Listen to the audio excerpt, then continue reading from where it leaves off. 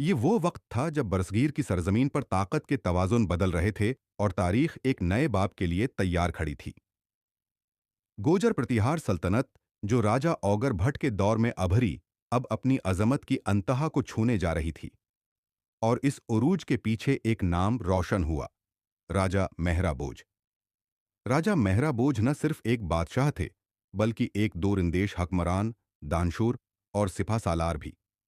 उनके अहद में गोजर प्रतिहार सल्तनत हिंदुस्तान की सबसे बड़ी और मजबूत सल्तनत बन गई। दिल्ली से कन्याकुमारी तक, सनद से बंगाल की सरहदों तक मिहरा बोज का नाम इज्जत और एहतराम के साथ लिया जाता था। राजा मिहरा बोज का जमाना तकरीबन 835 ईस्वी से 885 ईस्वी तक फैला हुआ था।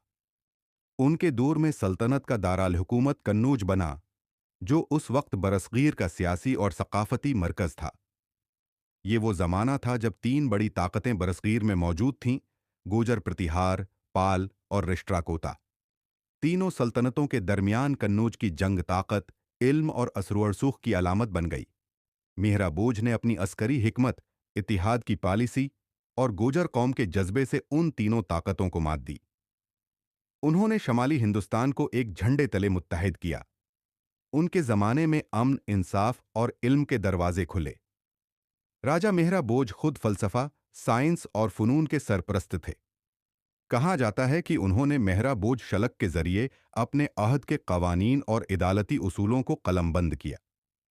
उनके दौर में गोजर प्रतिहार सल्तनत सिर्फ ताकत की अलामत नहीं थी, बल्कि इल्म व अदल और तहजीब का मरकज बन गई। मंदिर, यूनिवर्सिटियां, लाइब्रेरियां और फनून के मराकज मिहरा बोज के जेर साया परवान चढ़े। उन्हीं के दौर में गोजर धरती को हिंदुस्तान की ढाल कहा जाने लगा। राजा मेहरा बोज का दौर गोजर कौम के लिए फख्र, शान और शनाख्त का जमाना था। उनकी हिकमत ने सल्तनत को दवाम बख्शा, उनकी क़ियादत ने तारीख को नई समत दी। और जब वो इस दुनिया से रुखसत हुए, तो उनके जाने के बाद भी उनका नाम हजारों साल बाद आज भी गौजर कौम की जबान पर जिंदा है। क्योंकि मेहरा बोज सिर्फ एक बादशाह नहीं थे, वो गौजर उरूज का निशान थे।